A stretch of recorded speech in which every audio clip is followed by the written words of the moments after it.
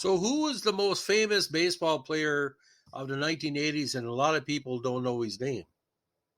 Well, his name is Rodney McCray, but you ever wonder what happened the night Rodney tried to catch a ball in the right field stands and went through the plywood in the outfield? That's what he did. It's the video of it, and the aftermath is in the Baseball Hall of Fame because it can't be really considered a blooper because he made the catch.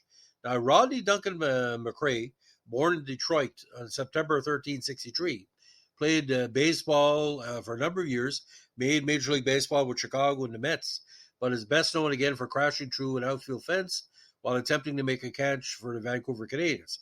He played mostly in the minors, but also made it in the majors again with the Sox and the Mets from 90 to 92. Now, born in the Motor City, his family moved west when he was still a child. He enrolled at University High in LA, then attended West LA Junior College and Santa Monica Junior College. The speedy outfielder was drafted in the first round by the Chicago White Sox in 82 and then by the Dodgers in 83, but opted to stay in school. Finally, he signed with the Padres in 84. Now, after 4 years in the Padres chain, the White Sox claimed him in the 87 minor league draft. Never much of a hitter. His minor league batting average was just .226. He did prove effective by drawing walks, enough to pump his career on-base percentage up to .362 and stealing bases. He had as many as 91 in one season with Charleston in 86, kind of a Ron LaFleur type. After making the majors with the White Sox in 1980, the incident happened. He was sent back down to the AAA Vancouver Canadians at the PCL the following year. On May 27, 91 at Civic Stadium, now Providence Park in Portland, Oregon, McCray chased after a fly ball hit by Portland's Chip Hale. McCray initially made the catch, but immediately turned to run right through a plywood fence in right field, just to the right of the 369-foot marker, which caused him to drop the ball. Now, according to current rules, the player would have been out, but at the time, it wasn't an official out. The play was shown repeatedly on newscasts across the country. A video clip of the play is now part of a blooper reel looped at the Baseball Hall of Fame. Now, McCray made it back up to the White Sox later that year, but was used almost exclusively as a pinch runner and backup outfielder. Now, after signing with the Mets in 92, McCray was again relegated to pinch running until May 8 against the Dodgers in Shea Stadium when he pinch ran for Eddie Murray. Stayed in the game as the right fielder and battled the night, with two men on and the score tied 3-3. Off reliever Tim Cruz, McCray delivered a game-winning single in what was only Major League at-bat of 92 and the final one of his career. After appearing in two more games as a pinch runner, the Mets released McCray on June 8 after batting .242 in 61 games for the independent Thunder Bay Whiskey Jacks of the Northern League in 93. He retired as a player.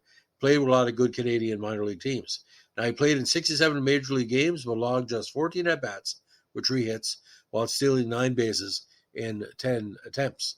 Now, he later served as a coach in the minor leagues for the Lethbridge, Alberta Mounties in 94 and the Great Lansing Lugnuts in 98, and later a minor league base running outfield instructor in the LA Dodgers organization. Now, on August 12, 2006, McCray was honored in Portland with the Rodney McCray bobblehead night, honoring his memorable crash through the wall. McCray threw out the first pitch, and the right center field at PGA Park was renamed McCray's Alley in his honor. I just wish I had run through something like a Coca-Cola sign, so I've gotten endorsements, he said jokingly. Instead, I ran through a local sign. Flavor Pack Meats. He is currently assistant coach for Calvin Medlock for the C2 teams in Houston, Texas. Now, ESPN in the series Who's Number One ranked the fence incident as the 7th favorite blooper of all time. The Best Damn Sports Show period ranked the incident number 1 in their countdown of the top 50 devastating hits in sports history. Now, ironically, on June 4, 2019, McCray's son Grant was drafted by the Giants in the 3rd round of the MLB Rule 4 draft in 2019.